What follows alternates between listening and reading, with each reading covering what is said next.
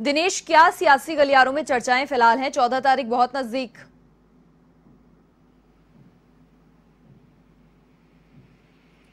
बिल्कुल, देखिए मनीषा, पिछले एक महीने से तकरीबन एक महीना हो गया जिस तरह का सियासी घटनाक्रम राजस्थान में बना हुआ है।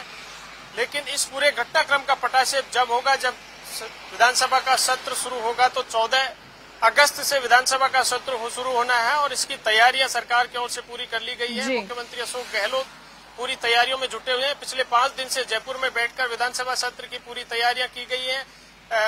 बात की जाए जैसलमेर की, तो कांग्रेस और उनके समर्थित जो विधायक हैं तमाम वो जैसलमेर में ठहरे हुए हैं। आज फिर मुख्यमंत्री अशोक गहलोत जैसलमेर के लिए रवाना हो गए। कुछ ही देर बाद जैसलमेर पहुंचेंगे और तमाम विधायकों के साथ बैठकर आगामी जो रणनीति है विधानसभा सत्र को लेकर, जिस तरह से बीजेपी के नेता बयानबाजी कर रहे हैं कि सरकार अल्पमत में है, बहुमत खो चुकी है, तो ऐसे में मुख्यमंत्री अशोक गहलोत तमाम विधायकों के साथ ये रणनीति बनाएंगे आगामी, और इसके लिए तैयार भी है कि वो विधानसभा सत्र में बहुमत परीक्षण करवाएं। सरकार इसके लिए, सत्ता पक्ष कांग्रेस पूरी तरह से तैयार है। मुख्यमंत्री अशोक गहलोत आज जैसलमेर में कांग्रेस के जो नेता हैं अविनाश पांडे और रणदीप सुरजेवाला, अजय माकन, तमाम नेता हैं, उनके साथ बैठकर आगामी जो रणनीति है उस पर चर्चा करेंगे और उसके बाद विधानसभा सत्र को लेकर जिस तरह की रणनीति बनाई जाएगी वो आज मुख्यमंत्री अशोक गहलोत जैसलमेर में बैठकर आगामी पूरी रणनीति को अंजाम देंगे। जी मनीषा। अच्छा दिनेश, देखिए अब जो राजस्थान की राजनीति है कहीं ना कहीं आरोप प्रत्यारोप की राजनीति से ऊपर उठ गई है। जो बीजेपी लगातार कांग्रेस पर आरोप लगा रही थी आपसी सामंजस्य की कमी है,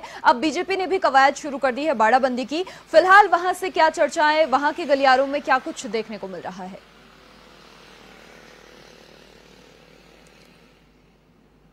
बिल्कुल मनीषा, जिस तरह के हालात आज राजस्थान में बने हुए हैं, पहले कांग्रेस ने बाड़ेबंदी की, कांग्रेस ने तमाम विधायकों को संगठित और एकजुट रखने के लिए, विधायकों को एक साथ रखने के लिए पिछले एक महीने से रखे हुए हैं, तो वहीं अब बीजेपी ने भी विधानसभा सत्र को देखते हुए जिस तरह के हालात आज बने हुए हैं, हालांकि बीजेपी के नेता लगातार यही आरोप लगा रहे हैं कि उनके विधायकों को, कल सतीश पूनिया का भी बयान आया कि उनके विधायकों को परेशान किया जा रहा है, प्रताड़ित किया जा रहा है। जिस तरह से सरकार, जो प्रशासन है उनकी ओर से परेशान किया जा रहा है, तो उनके जो विधायक हैं उनको एकजुट रखा जाए, किसी तरह के दबाव से मुक्त रखा जाए। इसके लिए विधायकों को, 20 विधायकों को गुजरात ले जाया गया है। हालांकि संभावना ये भी जताई जा रही है कि और भी जो विधायक हैं बीजेपी के, उनको भी गुजरात ले जाया जाएगा, लेकिन अभी तक 20 ही विधायक गुजरात पहुंचे हैं और प्रशासन के दबाव का आरोप बीजेपी की ओर से लगाया जा रहा है कि जिस तरह के आरोप सत्ता पक्ष की ओर से बनाया जा रहा है बीजेपी के विधायकों को, तो हालांकि सतीश पूनिया ने यह भी कहा है कि ये विधानसभा सत्र के बाद वे पूरा जो घटनाक्रम उसका खुलासा करेंगे, किस तरह से उनके विधायकों को परेशान किया जा रहा है या फिर प्रशासन की ओर से, सरकार की ओर से, सत्ता पक्ष की ओर से। तो जिस तरह के आरोप लगा रहे हैं उनको लेकर सतीश पूनिया और बीजेपी की ओर से ये विधायकों को एक साथ रखने के और एकजुट रखने के लिए आगामी जो बाड़ेबंदी उन्होंने भी बीजेपी की ओर से भी अब शुरू कर दी गई है। जी दिनेश, देखिए पूर्व मुख्यमंत्री वसुंधरा राजे जेपी नड्डा से मिली हैं, गौरतलब है राजनाथ सिंह से भी मिली हैं और अब ये भी कयास लगाए जा रहे हैं प्रधानमंत्री से भी वो मिलने वाली है। क्या समझा जाए इससे, क्या खिचड़ी पक रही है?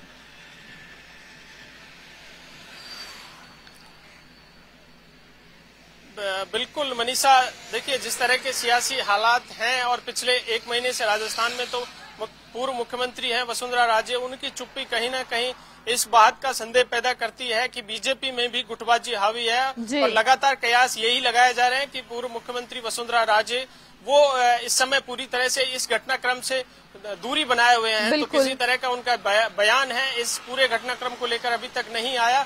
और पिछले 3 दिन पहले जब वो दिल्ली गई तो कयास यही तेज हो गए थे कि वो आलाकमान से मुलाकात करेंगी और उनकी जेपी नड्डा, जो बीजेपी के राष्ट्रीय अध्यक्ष हैं, राजनाथ सिंह रक्षा मंत्री हैं, उनसे मुलाकात हुई है और माना यही जा रहा है कि जिस तरह के आज सियासी हालात राजस्थान में हैं उनको लेकर कहीं न कहीं बीजेपी की जो रणनीति है उस पर आलाकमान की ओर से उनसे चर्चा हुई है। लेकिन अब पूर्व मुख्यमंत्री वसुंधरा राजे हैं, वो है दिल्ली में ही, लेकिन उनके स्टाफ में से ही एक कोरोना पॉजिटिव मिला है, तो ऐसे में वो खुद आइसोलेट हो गई है, उन्होंने खुद ये जानकारी दी है। तो माना जा रहा है कि अब 1-2 दिन बाद या फिर उनकी जो रिपोर्ट कोरोना की जांच करवाई गई है उसकी रिपोर्ट आने के बाद वो आगामी मुलाकात का कार्यक्रम बनेगा। लेकिन ये माना जा रहा है कि वो प्रधानमंत्री नरेंद्र मोदी से भी मुलाकात उनकी हो सकती है आगामी दिनों में। और जिस तरह के हालात आज राजस्थान में बीजेपी की ओर से जो रणनीति है उसको लेकर प्रधानमंत्री से भी चर्चा हो सकती है। जी दिनेश, देखिए लगातार पहले तो मुख्यमंत्री आश्वस्त थे, अभी भी आश्वस्त हैं और साथ ही उनके जो विधायक हैं, जो मंत्री हैं, उनका भी एक ही कहना है कि हमारे पास पूर्ण बहुमत है, किसी प्रकार का संकट नहीं है। लेकिन जो बसपा विधायकों के कांग्रेस में विलय का जो मामला गरमाया है फिलहाल, अब उसको लेकर कहीं ना कहीं यहाँ पर चिंता बरकरार है। अब आगे क्या कदम उठाया जाएगा? कल भी वकीलों से पूरा दिन विचार विमर्श हुआ, कोई जानकारी? बिल्कुल मनीषा, देखिए सबसे पहले मैं एक एक्सक्लूसिव और एक रिपोर्ट आपको बता देता हूं कि आज मुख्यमंत्री अशोक गहलोत ने तमाम जो विधायक हैं, राजस्थान के 200 विधायक हैं, उनको एक पत्र लिखा है। मैं कैमरामैन से कहूंगा वो पत्र आपको दर्शकों को दिखाएं। मुख्यमंत्री अशोक गहलोत की ओर से ये पत्र लिखा गया है और सभी 200 विधायकों से अपील की गई है मुख्यमंत्री अशोक गहलोत ने कि जिस तरह से लोकतंत्र को कमजोर करने की कवायद शुरू की गई है, लोकतंत्र का गला घोटने का प्रयास किया जा रहा है, उसमें उनका साथ दें। राजस्थान के विकास और समृद्धि में जिस तरह से सरकार ने काम किया है, 200 विधायकों से मुख्यमंत्री अशोक गहलोत ने पक्ष विपक्ष के तमाम जो विधायक हैं उनसे अपील मुख्यमंत्री अशोक गहलोत ने की है। उन्होंने ये भी जिक्र किया है कि कोरोना काल में लगातार 21 घंटे मुख्यमंत्री अशोक गहलोत ने पक्ष विपक्ष निर्दलीय तमाम विधायकों से चर्चा की और अब जिस तरह के प्रयास बीजेपी की ओर से किए जा रहे हैं, तो ऐसे समय में, कठिन समय में लोकतंत्र बचाने और प्रदेश की जनता की भलाई के लिए सच्चाई का साथ देने की उन्होंने अपील की है। देखिए ये पत्र है मुख्यमंत्री अशोक गहलोत की ओर से जो लिखा गया है, एक्सक्लूसिव हम आपको दिखा रहे हैं। ये पत्र मुख्यमंत्री अशोक गहलोत की ओर से तमाम 200 विधायक राजस्थान के हैं, उनको ये पत्र लिखा गया है और सच्चाई का साथ देने की अपील की गई है प्रदेश की भलाई और लोकतंत्र को बचाने के लिए। जिस तरह से देखिए उन्होंने ये आरोप भी लगाया है कि कांग्रेस के ही कुछ साथी विपक्ष से मिलकर जिस तरह के प्रयास कर रहे हैं, तो ऐसे जिस तरह से बीजेपी की ओर से षड्यंत्र रचा गया है, उस षड्यंत्र को विफल करने में और प्रदेश की भलाई के लिए साथ देने की अपील उन्होंने सभी 200 विधायकों से अपील की है। पुराना जो घटनाक्रम है, देखिए 1993-96 में जिस तरह से भैरव सिंह शेखावत की सरकार को गिराने के प्रयास हुए हैं, उसका भी मुख्यमंत्री अशोक गहलोत ने इस पत्र में जिक्र किया है और उन्होंने जिस तरह से उस समय नरसिम्हा राव प्रधानमंत्री थे और उस तरह से मुख्यमंत्री अशोक गहलोत विपक्ष में थे, तो जिस तरह उनकी भूमिका रही, उन्होंने लोकतंत्र का साथ दिया। आज उसी तर्ज पर उन्होंने पक्ष और विपक्ष के तमाम विधायकों से अपील की है इस पत्र के माध्यम से कि सच्चाई का साथ दें लोकतंत्र को बचाने के लिए। पिछले 1.5 साल में सरकार ने राजस्थान की भलाई के लिए अनेक कार्य किया है और प्रदेश के विकास और अर्थव्यवस्था को पटरी पर लाने का हर संभव प्रयास सरकार ने किया है। तो ऐसे में सरकार को स्थिर और इस लोकतंत्र को बचाने के मुहिम में सभी 200 विधायकों से साथ देने की अपील मुख्यमंत्री अशोक गहलोत ने इस पत्र के माध्यम से की है। मनीषा जी, दिनेश, देखिए लगातार सियासी सरगर्मियां तो जोरों पर हैं ही, लेकिन इस बीच ये बहुत बड़ी बात हो जाती है। मुख्यमंत्री अशोक गहलोत ने सभी 200 विधायकों से अपील की है, क्योंकि इस बात को नकारा नहीं जा सकता है कि कोरोना काल में राजस्थान सरकार की जो भूमिका रही, जिस तरीके से कोरोना को कंट्रोल करने के लिए काम किया गया, वो वाकई काबिले तारीफ है। लेकिन फिलहाल जो स्थिति बनी हुई है, अब मुख्यमंत्री अशोक गहलोत ने तमाम विधायकों से भी अपील करती है। कुछ सामने आया निकलकर किसी की कोई प्रतिक्रिया इस बारे में?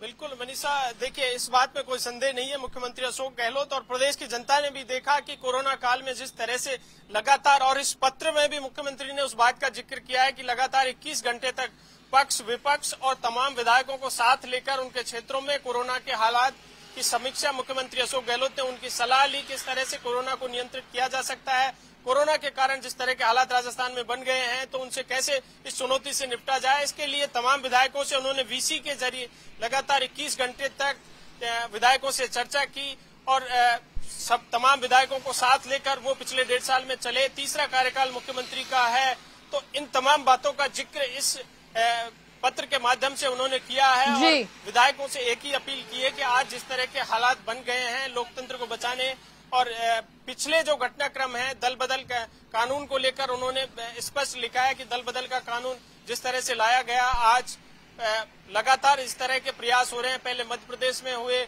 महाराष्ट्र में हुए, कर्नाटक में हुए, तो राजस्थान में इस तरह के हालात अब बन रहे हैं।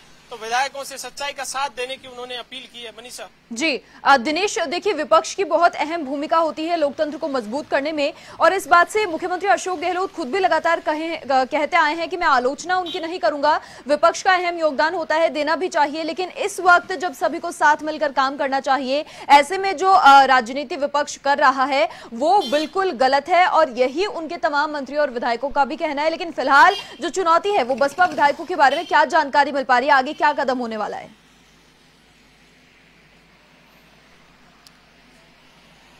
बिल्कुल मनीषा, विधानसभा सत्र 14 अगस्त से शुरू होना है और उससे पहले देखिए पूरे प्रदेश की जो निगाहें हैं, वर्तमान जो सियासी घटनाक्रम है उसको लेकर बसपा विधायकों के फैसले पर टिकी हुई है। हाईकोर्ट में पूरा मामला अभी लंबित है, 11 अगस्त को इनकी सुनवाई होगी। लेकिन इस हाईकोर्ट की ओर से जिस तरह के नोटिस विधायकों को तामील करवाए गए हैं, बसपा के 6 विधायकों को नोटिस तामील करवा दिए गए हैं, लेकिन उसके बाद कल रात को ही बसपा के विधायक हैं वो सुप्रीम कोर्ट पहुंच गए हैं और इस पूरे मामले को सुप्रीम कोर्ट में ट्रांसफर करने की मांग बसपा विधायकों की ओर से की गई है। अब सुप्रीम कोर्ट में कब उनकी सुनवाई होगी, हियरिंग होगी, और हियरिंग का अभी समय तय नहीं हुआ है, तो इनकी सुनवाई होगी। और क्या सुप्रीम कोर्ट, राजस्थान हाईकोर्ट में सुनवाई लंबित है, फैसला 11 अगस्त को आना है, तो उसको लेकर सुप्रीम कोर्ट क्या फैसला लेता है, क्या सुनवाई पूरे प्रकरण को ट्रांसफर करने की जिस तरह से बसपा के विधायकों की ओर से मांग की गई है, जानकारी ये भी मिल रही है कि कांग्रेस भी राजस्थान हाईकोर्ट में अब इस पूरे मामले में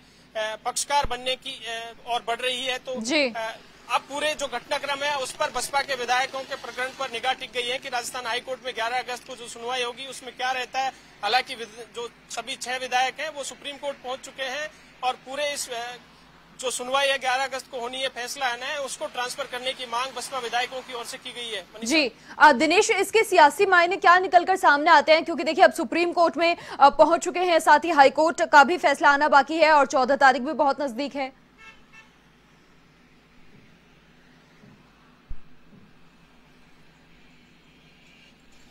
बिल्कुल मनीषा, देखिए जिस तरह के आज सियासी घटनाक्रम है और जैसे बीजेपी और कांग्रेस के बागी विधायक लगातार कह रहे हैं कि सरकार अल्पमत में है, तो ऐसे में मुख्यमंत्री अशोक गहलोत 102 विधायकों का दावा कर रहे हैं और राज्यपाल को भी उन्होंने पत्र सौंपा है। तो ये जो 6 विधायक हैं बसपा से कांग्रेस में जो विलय हुआ है, ये 6 विधायक बहुत महत्वपूर्ण है और इस पूरे घटनाक्रम को लेकर अब विधानसभा सत्र से पहले जिस तरह से हाईकोर्ट का फैसला है, 11 अगस्त को इस पर फैसला आना है, तो इस पर पूरी निगाहें टिकी हुई है। इन 6 विधायकों को लेकर हाईकोर्ट का क्या निर्णय होगा, देखिए क्या इनके वोटिंग राइट्स पर रोक लगेगी या फिर इस विलय को वैधानिक माना जाएगा। जिस तरह से स्पीकर ने वैधानिक मानते हुए इनके विलय को मंजूरी दी थी, तो इस पर पूरी निगाहें टिकी हुई हैं। चूंकि राजस्थान की जो वर्तमान पिछले 1 महीने से सियासी हालात बने हुए हैं उनमें महत्वपूर्ण है कि अब बसपा के जो 6 विधायक हैं उन पर हाईकोर्ट का क्या फैसला आता है, हाईकोर्ट क्या डिसीजन लेता है। जिस तरह से याचिका पिटीशन दायर की और हाईकोर्ट में सुनवाई हुई, इस पूरे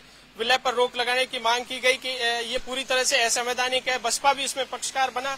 तो पूरे घटनाक्रम पर अब चूंकि पूरा नंबर गेम हो गया है, विधानसभा में भी जब फ्लोर पर आएगा तो संख्या बल का ही पूरा खेल है, तो सरकार की ओर से भी ये प्रयास है कि पूरा संख्या बल रखा जाए, विधायकों को सुरक्षित और संगठित रखने के लिए ही विधायकों की बाड़ेबंदी की गई, जैसलमेर में रखा गया है। तो अब पूरे घटनाक्रम को लेकर इस राजस्थान हाईकोर्ट के फैसले पर निगाहें टिकी हुई हैं कि 11 अगस्त को जो फैसला आएगा वो क्या फैसला आता है, इस पर पूरी निगाहें प्रदेश की जनता की टिकी हुई है। मनीषा जी दिनेश, देखिए मुख्यमंत्री अशोक गहलोत ने सभी 200 विधायकों को पत्र लिखा है, उसमें अपील की गई है। मैं चाहूंगी एक बार आप पढ़कर दर्शकों को फिर से सुना दें क्या क्या जो मेन बिंदु हैं वो उसमें इंक्लूड किए गए हैं।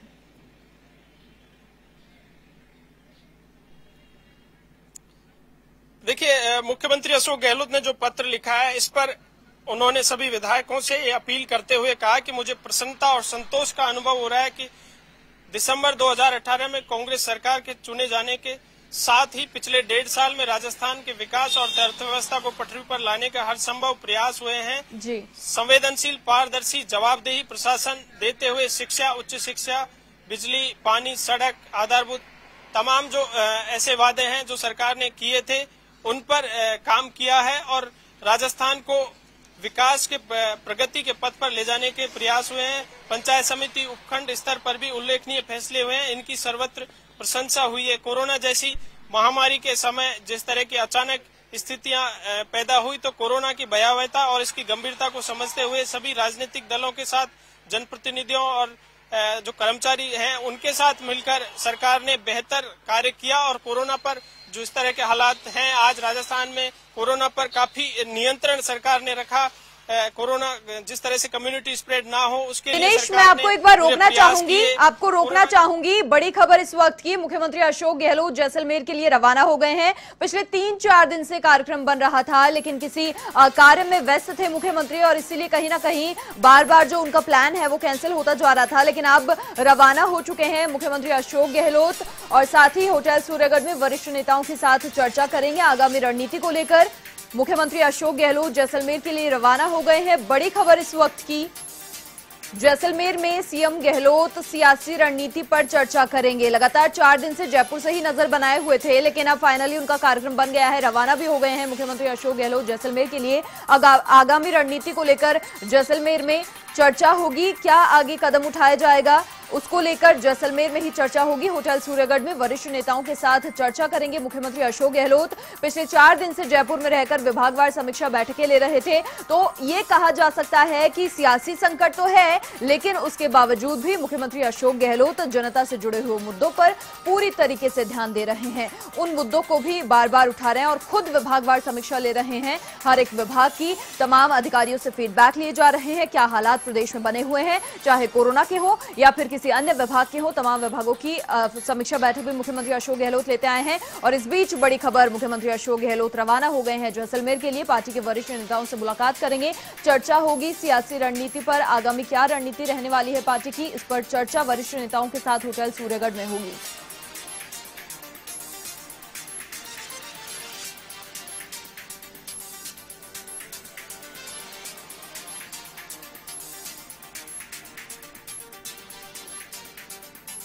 होटल सूर्यगढ़ में वरिष्ठ नेताओं के साथ चर्चा करेंगे मुख्यमंत्री अशोक गहलोत। जैसलमेर के लिए रवाना हो चुके हैं, ये बड़ी अपडेट इस वक्त की। सुबह से हम आपको जानकारी दे रहे थे मुख्यमंत्री अशोक गहलोत जैसलमेर आज पहुंचेंगे और उसी कड़ी में मुख्यमंत्री रवाना हो चुके हैं। होटल सूर्यगढ़ में वरिष्ठ नेताओं के साथ चर्चा होगी, विचार विमर्श होगा, आगामी रणनीति को लेकर यहाँ पर मंत्रणा होगी। पिछले 4 दिन से लगातार कार्यक्रम तो बन रहा था, लेकिन किसी कार्य में व्यस्त मुख्यमंत्री चल रहे थे, उसी की वजह से स्थगित बार बार होता आया और अब मुख्यमंत्री अशोक गहलोत रवाना हो चुके हैं जैसलमेर के लिए। ये बड़ी अपडेट इस वक्त की।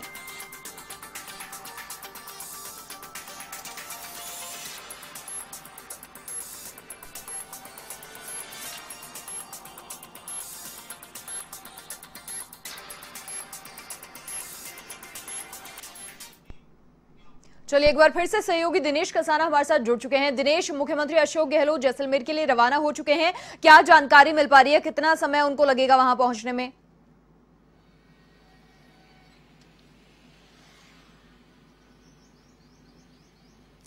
बिल्कुल, स्टेट हैंगर से मुख्यमंत्री अशोक गहलोत स्टेट प्लेन से रवाना हो चुके हैं और कुछ ही देर बाद यानी कि करीब पौने घंटे में जैसलमेर वो पहुंच जाएंगे। देखिए, आज विश्व आदिवासी दिवस भी है और मुख्यमंत्री अशोक गहलोत ने एक बड़ी सौगात इस वर्ष आदिवासी वर्ग को दी है कि 9 अगस्त को सार्वजनिक अवकाश घोषित किया है सरकार की ओर से।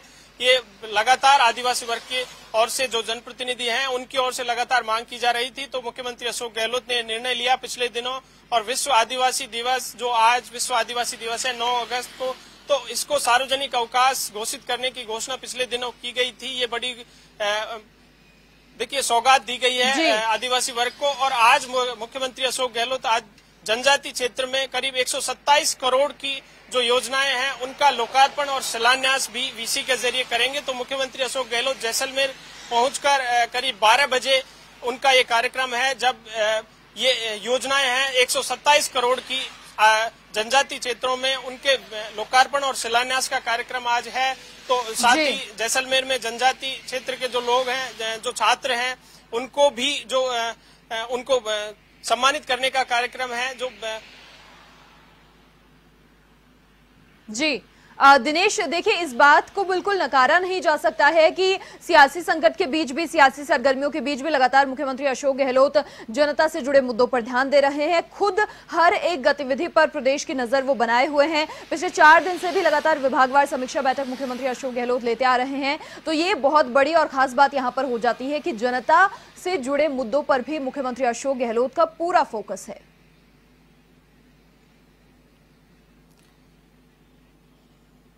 बिल्कुल राजस्थान के मुखिया हैं और इस जिम्मेदारी को समझते हुए, हालांकि जिस तरह के सियासी संकट राजस्थान में है उसको भी देखते हुए मुख्यमंत्री अशोक गहलोत पिछले 5 दिन से लगातार जयपुर में थे और जयपुर में रहकर विभागवार उन्होंने समीक्षा बैठक की है। कोरोना की लगातार समीक्षा बैठक की है। कोरोना के जिस तरह से हालात आज राजस्थान में बने हुए हैं, लगातार जिस तरह से कोरोना के पॉजिटिव केसेस बढ़ रहे हैं, उसको लेकर उन्होंने जो जिला कलेक्टर्स हैं उनको अधिकार दिए हैं। लॉकडाउन के जिस तरह से केसेस बढ़ रहे हैं तो कहां पर किस तरह की स्थितियां हैं, उनके अनुसार उन्होंने जिला कलेक्टर्स को निर्देश दिए हैं कि वो उन स्थितियों से निपटने के लिए वहां पर हर संभव प्रयास करें। लेकिन 3 मंत्री जो बर्खास्त किए गए थे, सचिन पायलट, विश्वेंद्र सिंह और रमेश मीणा, तो उनके विभागों को लेकर भी पिछले 3 दिन से लगातार उन्होंने समीक्षा बैठक की है।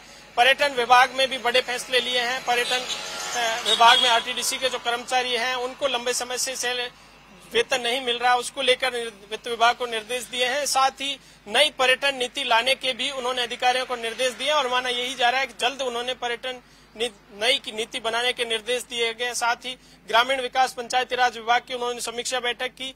देखिए, ग्रामीण विकास की अवधारणा है उस पर सरकार काम करे और ग्रामीण विकास की जो भी योजनाएं हैं उनको धरातल पर किस तरह से इम्प्लीमेंट किया जा रहा है उसको लेकर पूरी समीक्षा की गई है।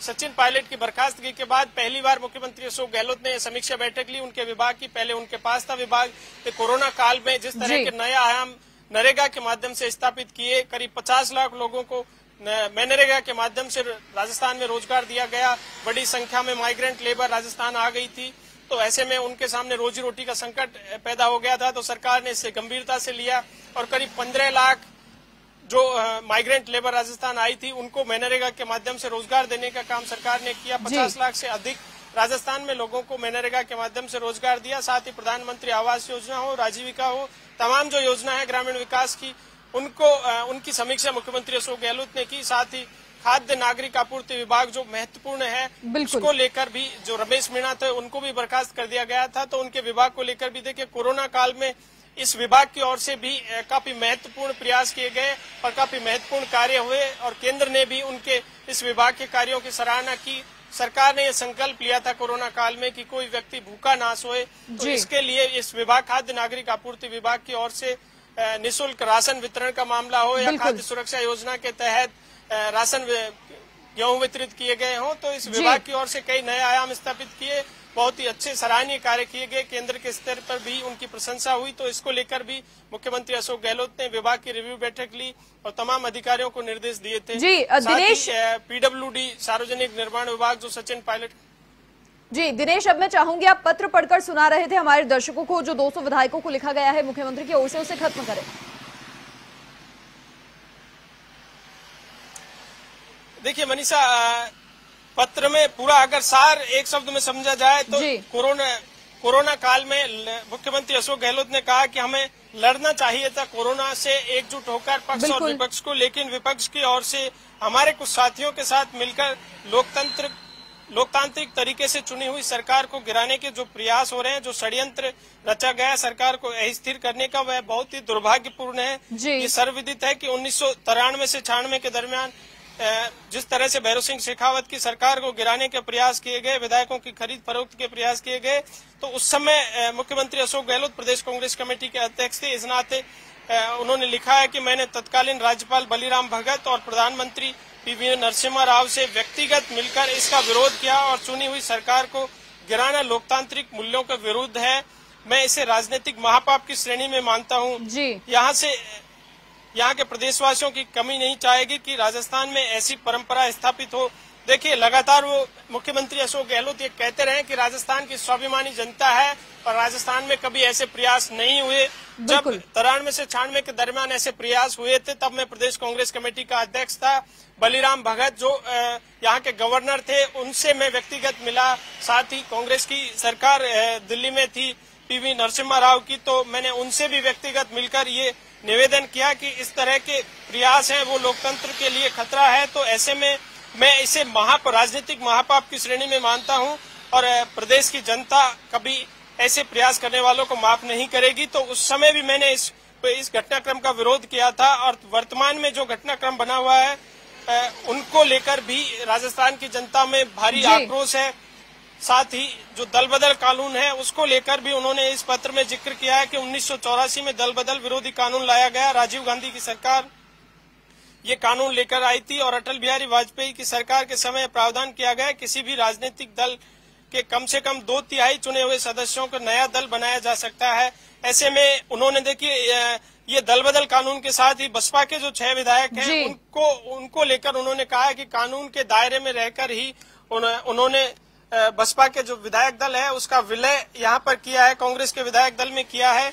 लेकिन इसको एक षड्यंत्र के तहत हाईकोर्ट में चुनौती दी गई है। मैं जो विलय है राजस्थान में विधायकों का जो विलय हुआ है उसको विधि सम्मत मानता हूं, परंतु तोड़फोड़ और खरीद फरोख्त करके सरकार को अस्थिर करने का जो किसी भी दृष्टि से न्यायोचित नहीं ठहराया जा सकता, एक स्वस्थ लोकतांत्रिक मर्यादाओं परंपराओं के विरुद्ध है।